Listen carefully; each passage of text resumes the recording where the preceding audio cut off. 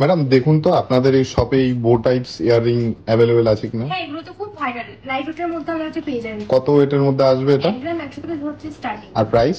10,800 approx. একটু দেখান না।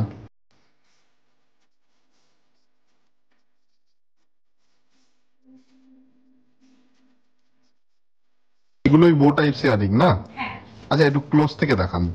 সেই বো টাইপস কানের। এটার ওয়েট রয়েছে 1 গ্রাম 100 মিলির মধ্যে। এটার দাম আছে 10,800 অ্যাপ্রক্স।